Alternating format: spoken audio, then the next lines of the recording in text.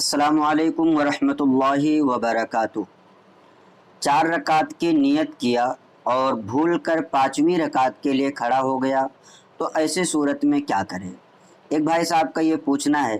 इंशाअल्लाह तबारक व तआला इसकी चंद सूरतें हैं वो आपके सामने रखूँगा। कभी कभी आपके साथ भी ऐसा होता होगा कि नियत की 2 रकात की खड़े हो गए तीसरी रकात के लिए, या नियत के 4 रकात भी पढ़े 5वीं रकात के लिए भी खड़े हो गए।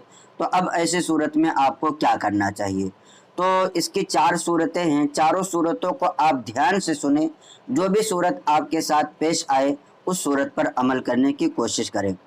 देखें, आपने अगर 4 रकात नमाज की नियत की है और चौथी रकात पर आपने कादा भी किया, यानी तशहुद पढ़ा और फिर 5वीं रकात के लिए खड़े हुए, तो अगर 5वीं रकात में सजदा से पहले पहले याद आ जाए तो ऐसे सूरत में लौट आएँ और लौटने के बाद तशहुद में बैठें। तशहुद में बैठकर अत्तहियात यानी तशहुद पढ़ें, फिर सजदे सहू करें। दाहिनी तरफ सलाम फेरेंगे, 2 सजदे करेंगे, 2 सजदे करने के बाद फिर से बैठेंगे और उसमें अत्तहियात, दुरूद इब्राहिम और दुआ मासूरा पढ़कर सलाम फेर देंगे। आपकी नमाज हो जाएगी।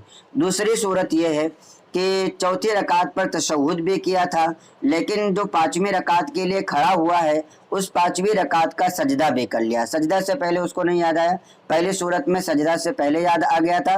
और दूसरी सूरत यह है कि सजदा भी कर लिया तो 1 रकात और मिला ले, और पहली 4 रकात जो उसकी है वो 4 रकातें फ़र्ज़ अदा हो जाएंगी और 2 रकात जो बाद में हुई है वो 2 रकातें नफल हो जाएंगी। अब इसमें उसको सजदे सहू करने की ज़रूरत नहीं है, इसलिए कि लास्ट का जो कादा है ये कादा करना नमाज में ज़रूरी था और उसने वो कर लिया था, और उसके बाद वो 2 रकात नमाज अदा कर लेगा। वो 2 रकात उसकी नफल होगी और 4 रकात नमाज उसके फ़र्ज़ हो जाएंगी।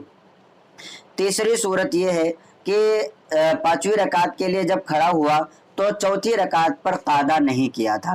कादा नहीं किया था कि 5वीं के सजदा से पहले याद आ जाए, यानी 5वीं रकात के लिए खड़ा हुआ है तो 5वीं के सजदा से पहले अगर उसको याद आ जाता है तो लौट आए और सजदे सहू कर ले, नमाज हो जाएगी। चौथी सूरत यह है कि कादा नहीं किया था और 5वीं का सजदा भी कर लिया। सजदे से पहले नहीं याद आया है बल्कि 5वीं का सजदा भी कर लिया, तो 1 रकात और मिला ले और 6 रकात वो पूरी कर ले, क्योंकि 5 रकात की कोई नमाज नहीं होती है तो 6 रकात वो पूरी कर ले। और ये 6 की 6 रकात पूरी जो है ये उसकी तरफ से नफल हो जाएंगी, और जो नमाज वो पढ़ रहा था उन नमाज का वो फिर से यादा करेगा, उस नमाज को वो दोबारा पढ़ेगा। तो ये इसके 4 सूरतें हैं। पहली सूरत ये है कि अगर चौथी रकात पर तशहुद किया था फिर 5वीं में सजदा से पहले याद आ जाए तो लौट आए, तशहुद में बैठकर तशहुद पढ़े, फिर सजदे सहू करे। दूसरी सूरत यह है कि 5वीं का सजदा भी कर लिया तो 1 रकात और मिला ले, पहली 4 रकात फ़र्ज़ हो जाएगी और लास्ट की 2 रकातें नफल हो जाएंगी।